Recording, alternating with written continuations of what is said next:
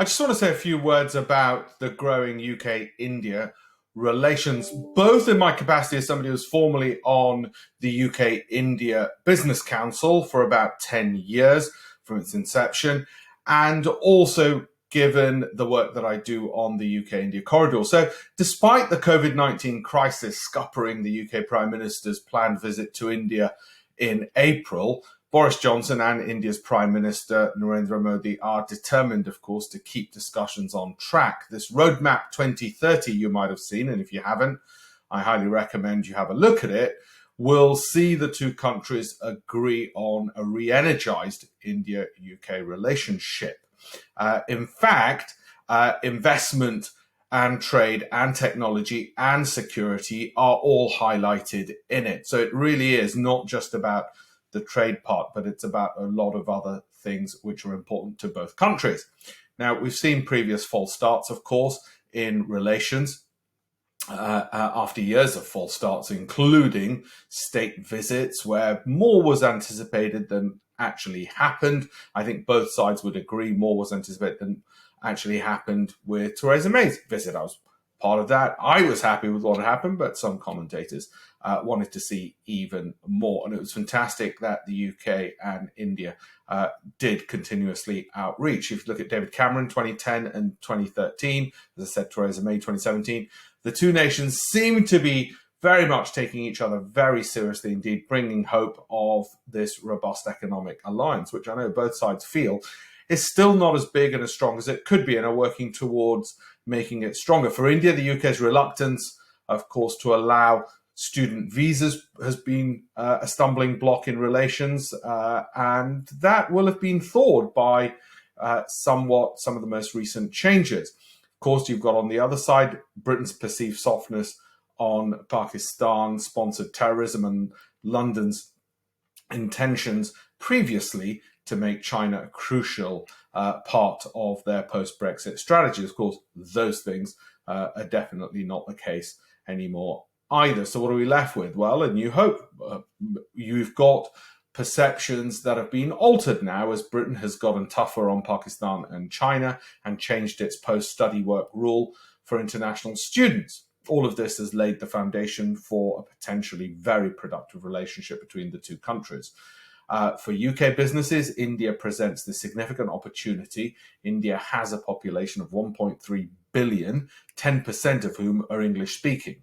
With the incredible potential for further financial growth, this is precisely, of course, the kind of opportunity UK wants to take advantage of post-Brexit, post-COVID. Currently, trade between the two countries has plenty of room to grow. We're well aware of this. When I was on the UK-India Business Council, India is only the UK's sixth biggest partner, non-EU trading partner. Indeed, with India set to loosen its protectionist policies, including increasing foreign stakeholder allowance from 49% to closer to something like 74%, this represents very exciting news for UK's exporters, and particularly UK's biggest exports, professional and financial services. It was detailed in the Telegraph that the UK's food and beverages market can significantly benefit from India's vast appetite from Scotch whisky. That's partly tongue-in-cheek because it is a small market, of course, the Scotch whisky market, but important. But exports, for instance, have tripled over the last 12 years, and reducing the 150% tariff will surely be a point of conversation amongst the negotiators. But that's a microcosm and an example of the potential at the same time. Additionally, India's transformation into a developed economy means banking, fintech, and education are all sectors that would greatly benefit from close international alignment. Positive, mutual benefit for the future. What would that entail? Well, as the UK positions its economy post-Brexit, the relationship with a looming liberal democracy and a blossoming one at that, and an economic powerhouse such as India is, of course, vital. Britain knows this, recognizes this. It was mentioned in the Queen's speech. With India a big part of the Quad dialogue, and two of the biggest names in Boris Johnson's cabinet being of Indian heritage, now could represent a golden opportunity for both countries to cement these beneficial ties in trade and diplomacy, the likes of which we've not seen in a generation. When we look at UK-India trade, as I said, after 2 scheduled visits that were delayed due to India's COVID crisis, the UK-India trade agreement has finally taken shape. Boris Johnson and India's Prime Minister have agreed terms on a new billion-dollar deal to provide, sorry, £1 billion deal, even more, to provide trade and investment and new jobs. The deal contains £533 million of new Indian investment into the UK, which will lead to the creation of roughly, it's estimated, about 6,000 new jobs. £200 million of this investment will support low carbon growth. Additionally, growing industries like health and technology are going to receive a boost as well. Consider also the Serum Institute of India has invested £240 million into their UK vaccine business and sales office. The sales office alone will produce more than $1 billion in business and job creation. Additionally, UK businesses have agreed on export deals with India totaling over £446 million. Chief among these deals is CMR Surgical's export of its surgical robotics system, which is called Versius. The £200 million deal will create around 100 new jobs. Another notable win was the 1,000 new jobs announced within tech firm Infosys. Indeed, this enhanced trade partnership is just the beginning. A UK-India free trade agreement being in the pipeline with more significant cooperation, ensuring that Roadmap 2030 agreement really is very different to any agreement between the two nations, as I said, in a generation. Of course, the agreement is about far more than just trade. Greater security cooperation is another stated goal. As China expands in the region, both countries have geopolitical concerns. The UK has applied to join the Comprehensive and Progressive Agreement for Trans-Pacific Partnership, the ugly name CPTPP, which idiot thought of that name, a bloc of 11 Indo-Pacific nations. That's the important bit, 11.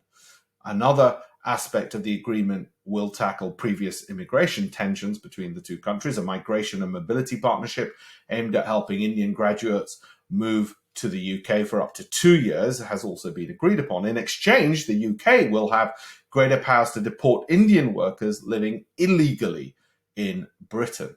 Overall, this is a positive start to the UK's post-Brexit deals. UK and Indian alignment is a much-needed boost for both countries during very trying times, of course.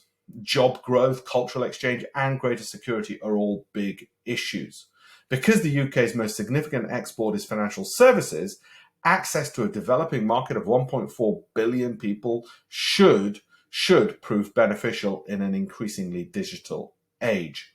Another meaningful aspect of the country's commitment to combat climate change and the partnership with India being critical to that. Clean energy transition and protection of wildlands is a welcome target for the 2030 roadmap. Indeed, with COP26 scheduled in November, securing the strategic alignment is a substantial environmental boost as well. The UK-India trade deal is a bright spot in what has been a trying time for both countries. Investments and job growth are just the beginning, with further alignment around security, culture, and services showing huge potential.